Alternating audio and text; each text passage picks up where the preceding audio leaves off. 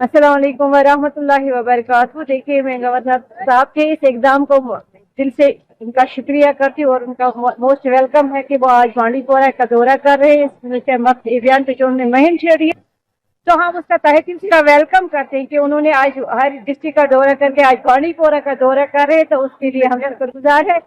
तो मेरा मानना है कि जो नशा मुक्त अभियान के साथ साथ हमें और एक चीज पे भी कदम उठाना है, जो करप्शन है। करप्शन और नशा ये एक ही बीमारी है, ये मोहलिक बीमारी है, जैसे कैंसर टाइप की बीमारी है।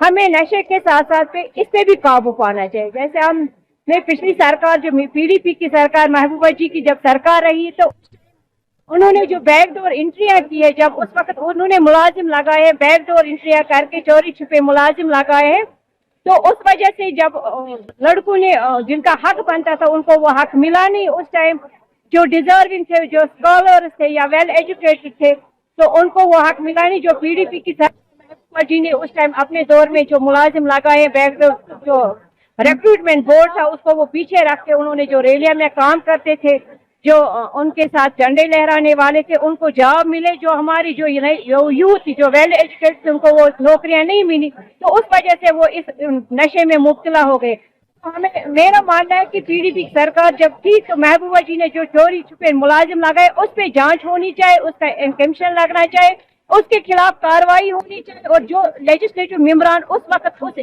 पीडीपी की सरकार में थे, जो आज दूसरी जमात में शाम हो गए, जो दूसरी पार्टी में आज वहां से निकल के दूसरी पार्टी में गए हैं, तो मेरा मानना है कि उसके खिलाफ कार्रवाई होनी चाहिए। गवर्नर साहब इंतजामिया से ये अपील रहेगी कि इसके साथ साथ ये कैंसर बीमारी है करप्शन, तो इसके साथ साथ उस पर भी काबू पाना चाहिए।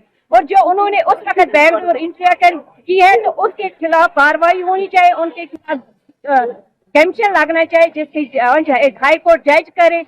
तो मेरा मानना है इसके साथ साथ ईद के बाद उस पर भी गवर्नर साहब को काबू पाना चाहिए, जो एक के खिलाफ कार्रवाई होनी चाहिए, उनके लिए जेल होनी चाहिए। तो जब ये मुलाजिम नहीं लगे जिनका हक बनता था, उस वजह से इनका जो नशे में मुब्तला हो, मेरा मानना है जो यूथ है वो इस वजह से इस नशे में मुब्तला हुए ताकि उनके साथ जुल्म हुआ है। हमें चाहिए कि गवर्नर साहब को चाहिए कि इस पे जो इस छोड़ तो अब वो उस करप्शन पे काबू पाए। करप्शन सबसे बड़ी बीमारी है, करप्शन सबसे बड़ी कैंसर जैसी बीमारी है, जिन्होंने लड़कों को तवज्जो देने पे इस पे मजबूर किया है कि वो इस नशे में मुब्तला हो गए।